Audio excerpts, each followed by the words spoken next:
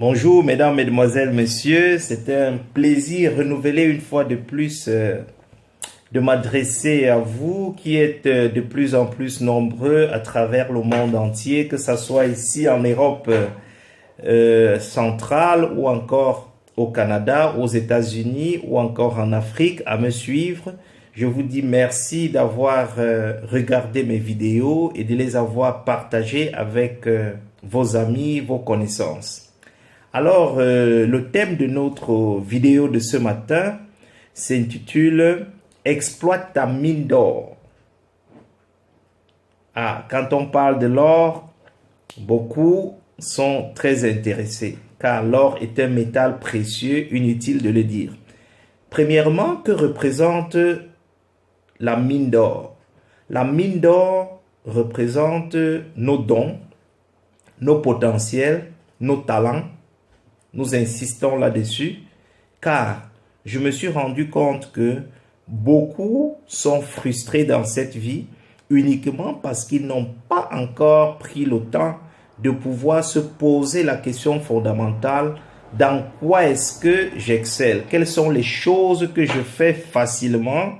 Et même si je ne suis pas payé, j'éprouve un très grand plaisir pour le faire. Lorsque nous aurons identifié ces choses, la deuxième chose ou la deuxième étape à faire consiste à les développer. Alors, ça fait partie de la première étape de l'exploitation de notre mine d'or. Rappelons en passant que la mine d'or représente un gisement. Alors, quand on parle de gisement, cela suppose que il y a énormément de choses à l'intérieur, énormément d'éléments. Alors, votre gisement ici peut être l'art oratoire, c'est-à-dire que vous avez une facilité naturelle à vous exprimer devant 100, 200, 300, voire des milliers de personnes. Deuxièmement, ça peut être tout simplement jouer très bien à un instrument de musique comme la guitare ou le piano. Cela peut être la coiffure dans laquelle vous excellez. Cela peut être la cuisine, c'est-à-dire vous aimez faire des mets, vous passez votre temps à essayer des recettes différentes. Ça peut être l'écriture, ça peut également être le basketball, ça peut être l'informatique. Donc, vous pouvez exceller dans plein de domaines. Aussitôt que les talents ont été identifiés, l'une des choses à faire, c'est de ne pas laisser ces talents en friche, mais de pouvoir les exploiter. Nous allons parler de 4 étapes pour exploiter notre mine d'or. Première chose, aussitôt que le talent a été découvert ou identifié, il nous faut le développer. Donc, première étape, développer notre talent ou notre potentiel. En quoi faisant? En suivant des formations, en lisant des livres spécialisés dans notre domaine, en nous approchant des mentors, des coachs, des personnes qui ont déjà eu à travailler de manière avec succès dans le domaine.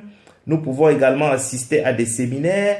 Nous pouvons aussi chaque jour nous imposer une certaine discipline pour pouvoir nous exercer, question d'être meilleur dans ce domaine-là.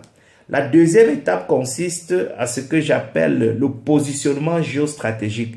Car quel qu'en soit votre don ou votre talent, tant que vous ne vous positionnez pas dans l'endroit idéal qui correspond aux besoins des personnes qui pourraient acheter vos services ou votre produit, votre entreprise ne fera pas long feu.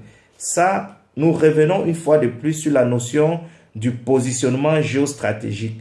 Je en veux pour illustration, vous ne pouvez pas vendre des Rolex, des Ferrari ou des Lamborghini dans un village éloigné de la France, des États-Unis ou même d'un pays africain. Vous n'aurez pas de clients potentiels qui sont à même de vous acheter ce produit.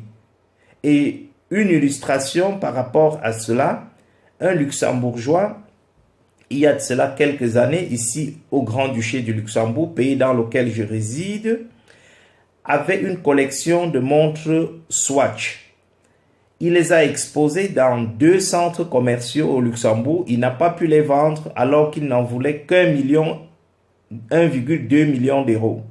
Il est allé en Allemagne, dans une ville que beaucoup connaissent qui s'appelle Saarbrücken. Arrivé dans cette même ville, il n'a pas pu écouler la même collection de montres Swatch.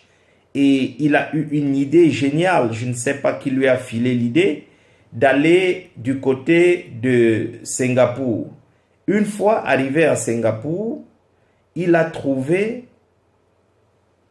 un collectionneur qui a pris des montres à plus de 5 millions d'euros. Alors, vous voyez que le problème fondamental dans son cas d'espèce n'était pas la vente. C'était tout simplement un problème de lieu géographique.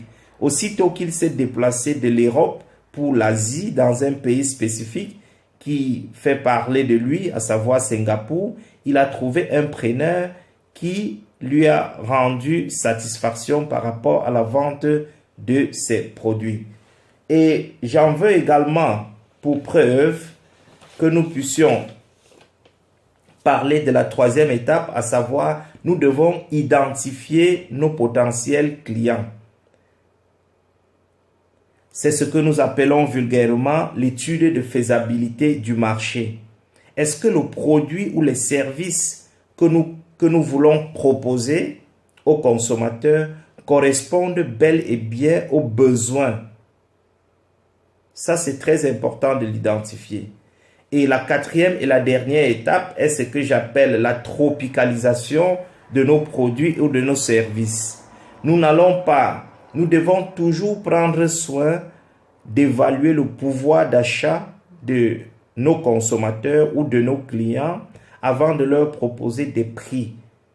Merci d'avoir regardé cette vidéo. Partagez-la au maximum avec le plus grand nombre. Rappelons que le thème de cette vidéo, c'était exploite ta mine d'or.